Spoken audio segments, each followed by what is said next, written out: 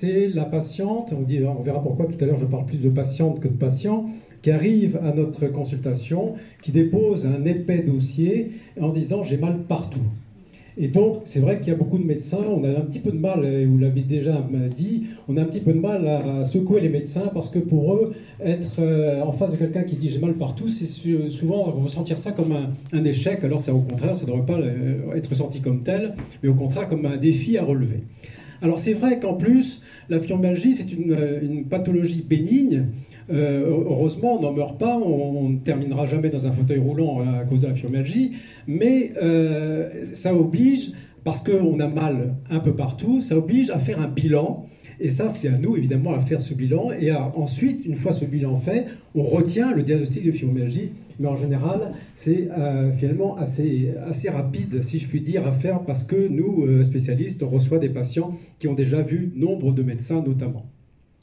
Alors, comme vous voyez ici, et ça, je pense que pour vous, c'est pas du tout un scoop, c'est la douleur, c'est un symptôme subjectif qui est bien difficile à décrire pour vous, parce qu'en plus, elle est variable, elle est capricieuse, il y a un retentissement quotidien, on se réveille le matin, on a déjà mal, on ne sait pas comment va se passer la journée, d'autant plus que le sommeil n'a pas été réparateur. Et donc, là, vous voyez, je me suis inspiré d'ailleurs du travail de Fibromyalgie SOS, de l'enquête dont on a parlé un instant. Et tout ceci fait qu'à partir du moment où on se lève tous les jours avec des douleurs, il est normal, il est presque logique de devenir un peu, quel que soit, en minimum anxieux, voire dépressif. Mais le problème, c'est que certains d'entre nous, je parle des médecins, font souvent un raccourci entre douleur et dépression en pensant qu'on est dépressif, et c'est pour ça qu'on a mal, alors que c'est le problème inverse. Et puis, chacun d'entre nous va avoir une façon de parler de sa douleur en fonction de son éducation, de son passé. On parle beaucoup de mémoire de la douleur. Vous savez qu'il n'y a pas si longtemps, moi j'appartiens à cette génération, la génération des Patrick, il n'y en a plus de Patrick maintenant, la génération des Patrick, où donc il y a une trentaine d'années, on considérait que les enfants prématurés, par exemple, n'avaient pas de douleur, que les enfants avaient un processus neurologique en évolution, donc ils ne souffraient pas. Heureusement, on est revenu là-dessus, mais oui, là, on parle des années 80, c'est pas si vieux que ça. Et donc, on sait maintenant qu'il y a une mémoire de la douleur, et notamment parmi certaines patientes fibromyalgiques, on sait qu'en fait, à l'âge adulte, ressortent sous forme de douleur des traumatismes psychiques, affectifs qu'on a ressentis dans l'enfance. Donc ça, c'est un élément important. Et puis la religion, pourquoi je cite la religion? Parce qu'il y a aussi des interdits, mais ça, c'est pas seulement dans la religion. Moi, je soigne pas mal de personnes qui viennent d'Afrique, et notamment un Africain ne montre pas qu'il a un homme, déjà en général, souvent d'ailleurs, ne va pas se plaindre d'une douleur, parce que ça ne se fait pas, un homme, c'est au-dessus de tout, vous le savez bien. Et en fait, il y a aussi cette dimension émotionnelle, émotionnelle, c'est-à-dire cette façon d'exprimer la douleur, et beaucoup de femmes, un certain nombre de femmes fibromyalgiques, en fait, ont du mal à exprimer leurs émotions, et ça, c'est un terrain aussi particulier qui est propice à la douleur. Alors, ça, c'est un travail qui a été fait, on constate que ce qui a été dit aux patients de fibromyalgie, c'est ça. Vous ne guérirez pas, vous êtes déprimé, apprenez à vivre avec, je vous plains, n'y pensez pas, ou le c'est dans la tête. Ça, c'est dans la tête, ça, c'est courant. Voire donc, vous allez terminer en fauteuil roulant, je dis bien, dans la fibromyalgie, on va le voir, le corps est en bon état, donc on ne termine pas en fauteuil roulant. Alors, le c'est dans la tête, qui revient souvent, ça veut dire que, puisque tout est normal, ton dossier est normal, là je parle par exemple du conjoint, ou votre dossier est normal, on n'a rien trouvé, donc c'est dans votre tête. C'est faux, et c'est vrai, dans le sens où le centre du cerveau sont au niveau de notre tête, on va voir justement en quoi c'est vrai. Alors ça, c'est un travail anglo-saxon qui a été fait, qui est intéressant, et on a posé la question aux patients, mais pour vous, qu'est-ce qui est insultant dans le vocabulaire que vous recevez de la part des médecins ou des non-médecins? Donc vous voyez que le c'est dans la tête, pour 93%, c'est une insulte. Le terme hystérie, pratiquement, et aussi le terme psychosomatique. Et j'avoue que moi, c'est un terme que je n'utilise jamais. Patrick pourra en parler tout à l'heure. Alors, nous, notre rôle, c'est de confirmer le diagnostic. On va confirmer le diagnostic par l'intermédiaire, évidemment, d'un interrogatoire, de l'écoute du patient, mais aussi de l'examen physique. Et ça, c'est fondamental. On a vu tout à l'heure, on a parlé des points, de ces fameux points douloureux, on en reparlera après. Mais examiner quelqu'un, c'est confirmer le diagnostic, mais aussi la rassurer quant à l'état de son corps. Je rappelle que dans la chirurgie, le corps, lui, est en bon état. On va voir ce qui se passe véritablement dans la chirurgie, mais le corps, lui, est en bon état. Et donc, pour nous, c'est un facteur aussi presque thérapeutique de rassurer la personne sur l'état de son corps. Ça, c'est une première chose. Et deuxième chose, l'examen clinique va nous montrer effectivement ces zones du corps qui deviennent douloureuses, alors que normalement, on ne devrait pas avoir mal quand on appuie à tel ou tel endroit du corps. Et donc, l'examen clinique est quelque chose de fondamental. Et j'insiste à ce sujet parce que les anglo-saxons, et en particulier les Américains, ont fait beaucoup d'études ces derniers temps où tout se fait par téléphone. Le diagnostic se fait par téléphone, je parle des fibromyalgiques, et donc il y a des enquêtes impressionnantes des Américains à ce sujet, et qui en fait, à mon avis, ne sont pas fiables. On ne pose pas un diagnostic par téléphone, on ne pose pas un diagnostic tant qu'on n'a pas examiné la personne. Alors c'est vrai que les examens sont multiples, variés, et justement, nous on sait quelles sont les analyses de sang qu'il faut faire, les radios pour éliminer certaines maladies qui peuvent s'associer ou qui peuvent ressembler à la fibromyalgie. Et alors, il existe des critères. Oui, je vais revenir en arrière, merci. Si vous voyez, il y a plusieurs dates de critères, 2010, 2011, 2016. C'est pour une raison, finalement, qui montre que c'est pas si simple. Et à un moment donné, les Américains avaient éliminé tous ces points, ces fameux points douloureux qu'on retrouve chez le même patient d'une consultation à l'autre, et qui sont des points de ce qu'on appelle dans notre jargon d'allodynie. C'est-à-dire qu'en fait, j'ai mal à un endroit, alors que normalement, je ne devrais pas avoir mal. Moi, j'appuie sur mon coude, j'ai pas mal, j'appuie sur le coude d'une patiente fibromyalgique, elle va sauter en l'air. C'est ça l'allodynie, c'est-à-dire cette hypersensibilité à la douleur. Alors ces points qu'on trouve partout, c'est tout simplement des points d'hypersensibilité. Et ça oblige à un examen clinique. Et les Américains avaient écarté ça. Maintenant, ils sont revenus dessus, si je puis dire. Mais s'ajoute à ces points douloureux la notion de stress, de fatigue, de troubles du sommeil, on va en parler, de troubles de l'humeur, voire de dépression. Alors, donc, finalement, qu'est-ce que c'est que la fibromyalgie? On vient de voir qu'il y a des douleurs multiples et variées, capricieuses. Déjà, on a compris qu'il y avait aussi des troubles du sommeil. En fait, qu'est-ce que c'est que la fibromyalgie? C'est la fonction douleur qui n'est pas bonne. Vous comprenez bien que quelqu'un qui a une insuffisance cardiaque, c'est le cœur qui ne fonctionne pas bien. Et bien ici, c'est au niveau du cerveau et de la moelle épinière, la fonction douleur qui n'est pas bonne. Moi, ce que je dis souvent aux patients, quelqu'un qui n'a pas mal, c'est quelqu'un qui est en équilibre entre douleur et non-douleur. Nous avons fibres nerveuses, des substances, des médiateurs qui transmettent la douleur, des fibres nerveuses, des substances qui court-circuitent la douleur. Donc, quelqu'un qui n'a pas mal, c'est quelqu'un qui est en équilibre en permanence entre douleur et non-douleur. Eh bien, la fibromyalgie, qu'est-ce que c'est? C'est non seulement la douleur est là, mais ce qui devrait la court-circuiter n'est pas efficace. Donc, on a ce qu'on appelle, dans le jargon, un seuil de la douleur qui est anormalement bas. Nous avons tous un seuil de la douleur. Plus ce seuil est bas, plus on va avoir mal. Alors, ce qui est intéressant, c'est qu'il y a une inégalité dans la nature qui fait que l'homme a un seuil de la douleur plus élevé que la femme. Messieurs, donc, soyons encore plus respectueux du sexe féminin. C'est vrai qu'on peut dire sexe maintenant. Bon. Bref. Et voilà, parce qu'en fait, nous, on a la testostérone, qui a une hormone qui est antidouleur, alors que les estrogènes est une hormone qui est plutôt pro-douleur. On va en reparler. Sentie comme plus intense, elle s'accroît plus vite, elle dure plus longtemps, parce qu'il y a une modification de l'activité cérébrale de ces centres. Donc c'est bien dans la tête, et pas pour les raisons péjoratives qu'on a évoquées tout à l'heure. Et puis, comme je vous disais à l'instant, non seulement il y a la douleur, et ce qui normalement devrait court-circuiter la douleur, ce qu'on appelle les contrôles inhibiteurs descendants, mais ne sont pas efficaces.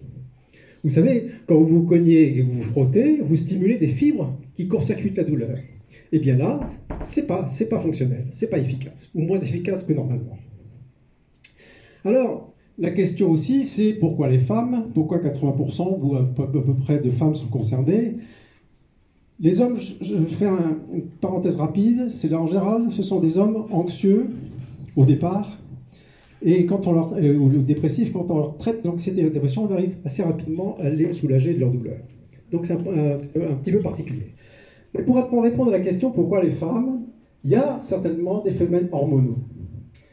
Il y a les estrogènes, les hormones féminines, ont un effet plutôt pro-douleur pro-inflammation. Alors vous pourriez me dire, ben, du coup, après la ménopause, on devra avoir moins de douleur, parce qu'il y a moins de sécrétion d'estrogène. Je me suis trop éloigné. Eh ben non, ça ne marche pas. On a essayé de traiter par des traitements hormonaux les femmes fibromyalgiques. Ça ne marche pas parce qu'en fait, il y a des sous-groupes d'estrogènes. Oui, les choses sont compliquées. Et pourquoi j'ai pris comme titre Où en sommes-nous? C'est parce que voilà où nous en sommes actuellement. Je n'ai pas d'autres explications à vous fournir sur ce lien hormonal entre douleur et hormones. Par contre, ce qui est intéressant, c'est là où la fibromyalgie nous a beaucoup rendu service, c'est que on a découvert que les neurones, nos nerfs, sécrétaient des estrogènes. Et ça, c'est comme une révolution, parce que ça, c'était pas du tout prévisible, et ça, c'est grâce aux recherches de ces dernières années. Alors, finalement, comment une consultation, maintenant on est passé un petit peu sur la compréhension de la fibromyalgie. Donc l'intérêt de nos consultations, c'est d'interroger, mais aussi d'écouter. Et comme je vous l'ai dit, on peut très bien expliquer à quelqu'un qui n'y connaît rien, dont ce n'est pas la spécialité, ce que je viens de vous dire à propos de la douleur. J'espère que vous avez compris. Et en fait, à partir du moment où on comprend que c'est la fonction douleur qui n'est pas bonne, eh bien ça permet de comprendre pourquoi certains examens sont normaux et pourquoi on continue à souffrir malgré tout. Mais comme ça met en évidence des troubles centraux au niveau des centres de la douleur, vous comprenez aussi que beaucoup de médicaments ne seront pas efficaces. Donc, seuls, par exemple, certains médicaments qui ont un effet antidouleur seront efficaces, mais ça, ils ont leurs limites, on va en parler. Alors, donc, à partir de cet examen, de cet interrogatoire, on va s'orienter vers les traitements, et on va pouvoir aussi déceler ce qu'on appelle, nous, dans notre jargon, des formes cliniques, en fait, des variétés, c'est-à-dire que tout le monde n'a pas la même fibromyalgie. Si on prend différentes personnes qui souffrent de fibromyalgie, on aura des formes différentes, des formes dans la façon dont ça s'est révélé d'une part, mais aussi dans l'évolution. Et alors vous savez, très souvent nos journalistes confondent morbidité et mortifère. La morbidité, c'est la maladie, c'est pas la mort. Et donc, quand on parle de forme à comorbidité, c'est-à-dire qu'en fait, il n'y a pas que la douleur, il y a d'autres symptômes. Ça peut être des problèmes gynécologiques, des problèmes urinaires, ce qu'on appelle la colopathie fonctionnelle. Tout ceci fait partie de la même sphère dépendante des centres de la douleur du cerveau. Et donc, vous allez avoir des personnes avec des variations cliniques et des personnes qui vont consulter plutôt le gynéco à un moment donné, le gastro-entérologue à un autre moment, parce que justement, cette fonction douleur peut toucher n'importe quel endroit du corps. Et comme on a vu que c'était capricieux, ben ça peut être une période de souffrance du côlon, puis d'autres périodes des souffrances des maux de tête. Et puis il y a des personnes, effectivement, chez qui l'anxiété et la dépression dominent, ou sont telles qu'on a l'impression que c'est ça qui domine par rapport à la douleur. Mais il faut en tenir compte. On sait très bien que traiter une douleur sans traiter la dépression, c'est l'échec. De même, les psychiatres savent très bien que s'ils traitent quelqu'un de dépressif sans traiter sa douleur, ça sera un échec.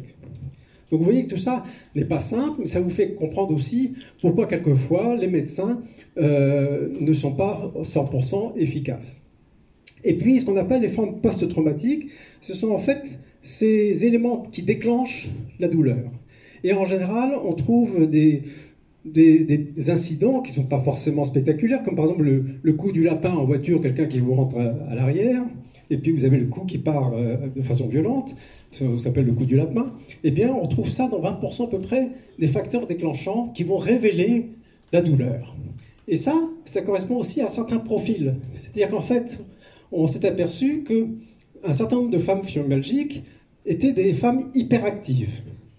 Et cette hyperactivité, propre à certaines femmes, pas toutes, qui veulent à la fois sauver le monde familial, conjugal et professionnel, ce que j'appelle les Bruce Willis de la vie de tous les jours, eh bien, ces femmes, tout d'un coup, qui en fait, finalement, dépassaient leurs limites en permanence, s'étaient même parfois construit une vie qui était au-delà de leurs limites, et à un moment donné, il se passe quelque chose, un accident de la route, tout bête, ou un facteur comme ça, une chute, et puis elles vont rentrer soudain dans le monde de la douleur. Alors que jusque-là, tout semblait parfaitement maîtrisé, et en fait, elles avaient en quelque sorte dépassé leurs limites, mais peut-être que Patrick pourra lire plus loin à ce sujet.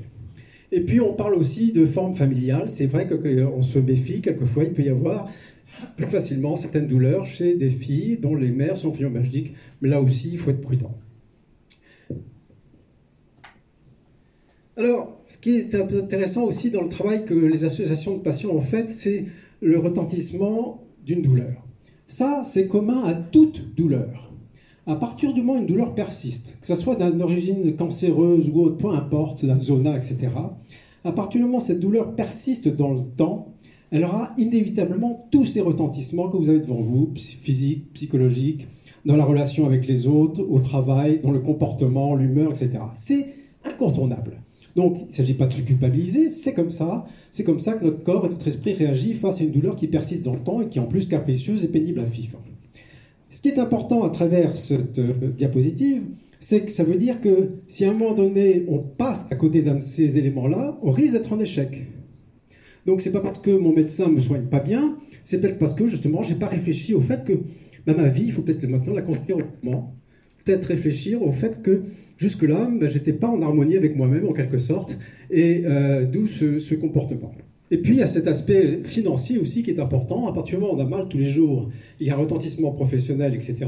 Ça, c'est un élément important et c'est intéressant que ce soit l'association de patients qui ait montré ce résultat qui jusque-là était passé un peu inaperçu. Alors, on arrive au traitement.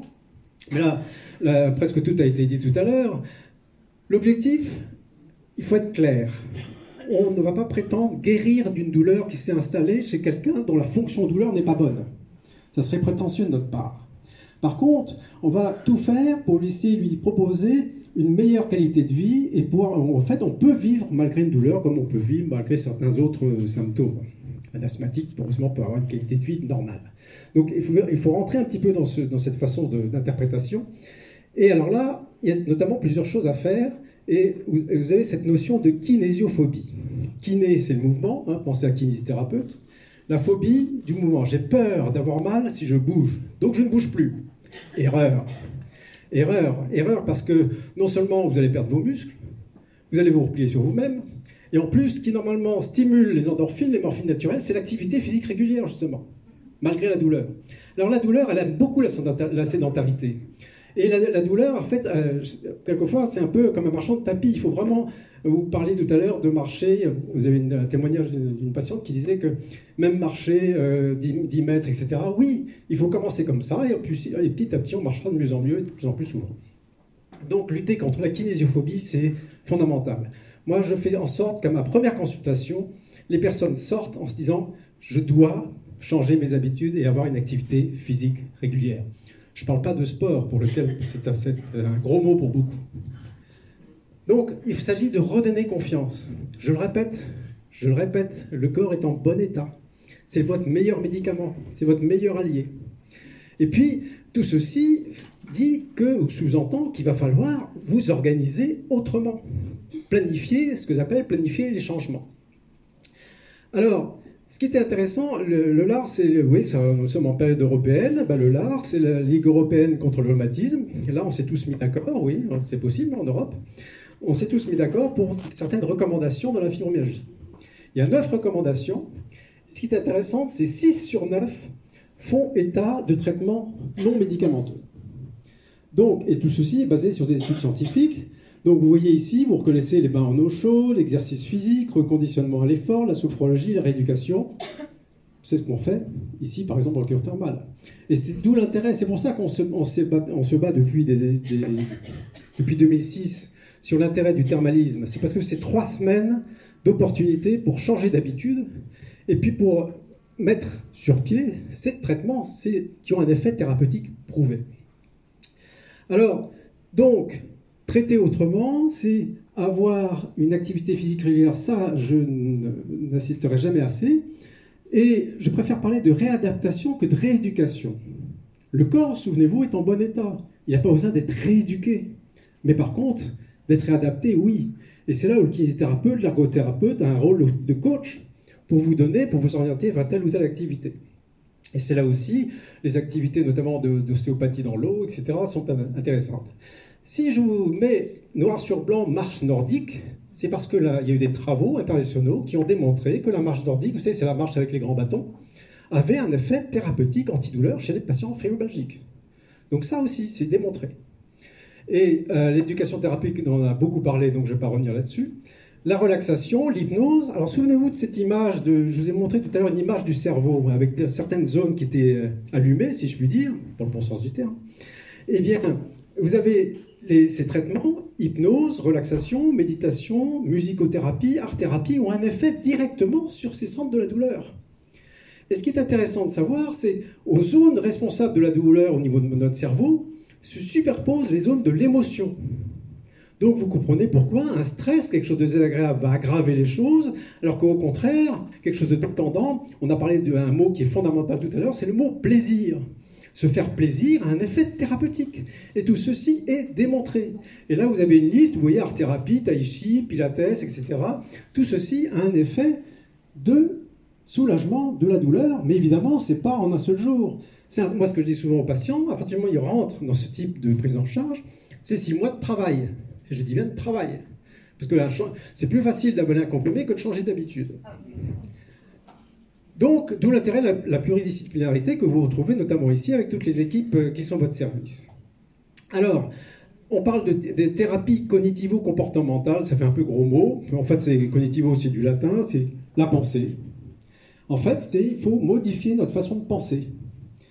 Il faut se débarrasser des fausses croyances, comme celle dont je disais tout à l'heure, si je bouge, je vais avoir mal, donc je ne bouge plus. Et il faut changer de comportement. C'est ça ce qu'on appelle les thérapies cognitivo-comportementales.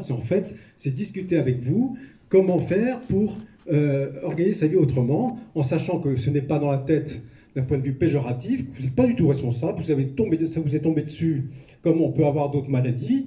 Mais par contre, je le répète, il y a toujours quelque chose à faire parce que le corps, lui, est en bon état. La fatigue, c'est intimement lié au trouble du sommeil, intimement lié à la douleur. Les trois sont intriqués, ça c'est vrai. Et d'ailleurs, on sait très bien que si on soulage certaines maladies inflammatoires par ce qu'on appelle les biothérapies, la fatigue va disparaître avec les douleurs. Donc tout ceci se tient. Le problème de concentration, etc. À partir du moment où vous avez un sommeil qui n'est pas réparateur, vous ne pouvez pas non plus vous concentrer comme vous voulez. Donc, on va organiser cette vie malgré la douleur, et ce qu'on appelle l'ergomanie, ça paraît un gros mot, parce que qu'en fait, c'est le résumé de ce que je vous disais tout à l'heure, ce sont ces femmes qui se sont construites une vie qui n'était pas en harmonie avec elles-mêmes, et qui ont dépassé leurs limites en permanence, et c'est là où il faut absolument que les hommes s'adaptent. Diapo suivante.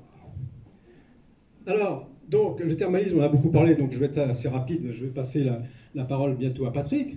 Mais l'intérêt de ce qu'on a fait ici, de ce qu'on a construit avec toute l'équipe qui est sur place et que je remercie encore, qui s'est vraiment impliquée de façon remarquable, je peux vous le dire. Eh bien, c'est ça, c'est à la fois de s'adapter à vous pour que vous puissiez vous adapter à vos douleurs malgré vos douleurs. Vous voyez ce que je veux dire? Donc c'est une sorte vraiment un échange pour que chacun puisse en sortir de façon positive. Et ce que je disais à l'instant, c'est que les 3 semaines d'opportunité, alors on aimerait bien qu'en France, on puisse réduire à 15 jours, et 2 fois par exemple 15 jours dans l'année, ou parce que 3 semaines, pour quelqu'un notamment qui travaille, c'est un gros problème. Mais je vous rappelle que d'un point de vue culturel, c'est là où on touche un peu l'absurde qui remonte au XIXe siècle, c'est que la prise en charge de 3 semaines par le service social, c'est calqué sur le cycle de la femme. Ça n'a rien de scientifique, parce qu'au XIXe siècle, l'impératrice Eugénie avec ses copines, quand elle venait en cure, elle venait de telle sorte que ça puisse durer au moment des 3 semaines hors des règles. Voilà pourquoi ces 3 semaines, ça n'a rien de scientifique. Et d'ailleurs, je compte sur les associations pour faire pression auprès de l'ARS pour changer aussi ses habitudes. Donc ici, avec Philippe Ducamp, on a beaucoup travaillé sur l'éducation thérapeutique. On en a parlé largement, je passe. Là, le parcours du patient, oui, bon, ça je passe, on n'en a pas parlé. Les ateliers, on en a parfaitement bien parlé, je vous remercie déjà. Tout ceci pour vous faire comprendre que, en conclusion, ce que je viens de vous dire doit vous faire comprendre qu'en fait, la fibromyalgie, c'est plurifactoriel. Il n'y a pas une raison. Il y a plusieurs raisons d'avoir mal. Il peut y avoir un terrain propice, ou psychologique, ou peut-être génétique aussi. Il y a des travaux actuellement en cours à ce sujet. Donc, il y a un terrain, puis tout d'un coup, paf, à un moment donné, il va se passer quelque chose, qu'on va rentrer, si je puis dire, dans le monde de la douleur, avec tous ses inconvénients et ses retentissements. Mais j'ai essayé de vous faire comprendre qu'en fait, il y avait plusieurs points possibles, plusieurs intrications. On a parlé des troubles du sommeil, parce que ça peut passer par les troubles du sommeil, la douleur, et non l'inverse. Il y a Ça veut dire qu'il y a plusieurs facteurs à l'origine de la fibromyalgie. Et à partir du moment où il y a plusieurs facteurs, ça veut dire qu'il faut aussi utiliser plusieurs traitements. Et c'est ce que je dis aux patients. Prendre en charge la fibromyalgie, c'est comme une partie de cartes. Il faut utiliser plusieurs cartes en même temps. Et les médicaments notamment, s'ils peuvent diminuer la douleur, ils ne diminueront pas plus en moyenne de 30% l'intensité de la douleur. Donc il ne faut pas tout attendre des médicaments. Vous avez parlé des antidépresseurs ou des antiépileptiques qu'on prescrit non pas parce que vous êtes dépressif ou épileptique, mais parce qu'ils ont un effet antidouleur aussi. C'est comme l'aspirine qu'on prend à petite dose pour fluidifier le sang et qu'on peut prendre à haute dose comme anti-inflammatoire ou contre la fièvre. Eh bien, si jamais avec ces antidépresseurs ou ces antiépileptiques vous arrivez à faire diminuer un petit peu la douleur déjà de 30%, ça vous permet d'envisager des activités physiques et petit à petit ensuite de moins en moins avoir besoin de médicaments. C'est ça aussi l'objectif. Mais ce n'est pas à rejeter non plus. C'est la partie carte. Donc plusieurs cartes en même temps. On a parlé hypnose, relaxation. Après, il faut faire de l'auto-hypnose, de l'auto-relaxation, comme de l'activité physique régulière, etc., etc. Donc vous comprenez bien à la fois la complexité de tout ça, mais alors là où en général je termine par quelque chose de positif, c'est pour dire que finalement, c'est aussi, à partir du moment où vous avez compris ça, c'est vous redonner un pouvoir. Vous avez le pouvoir d'aller mieux, parce que c'est à nous vous donner les bonnes cartes. Mais si on vous donne les bonnes cartes, c'est à vous à jouer la partie, et à vous redonner un pouvoir et ne plus subir, comme vous le subissez tous les jours, votre douleur. Et ça, c'est un point positif, où on pourrait presque dire... Votre corps vous dit non, on ne peut pas continuer comme ça. Mais au fait, si j'écoutais mon corps et que je changeais mes habitudes. Mais vous voyez, il y a presque quelque chose d'existentiel aussi à travers cette problématique de fibromyalgie. Alors, le thermalisme ADAX, on en a tellement bien parlé que je ne peux pas en dire plus. Sinon, ajouter des remerciements à toute l'équipe qui était ici, Annie Gotzinger, qui est illustratrice, qui nous avait dessiné certaines vues de DAX. Et puis, je termine par cette unique diapo. Cabu était un très bon ami, et il m'avait fait cette petite caricature. Mais souvenez-vous, quand Hippocrate dit à ses disciples « portez-vous bien », ça ne veut pas dire passer un bon moment à Dax à aller manger du foie gras, ça veut dire faites tout pour bien vous porter. C'est ce que je vous propose de faire.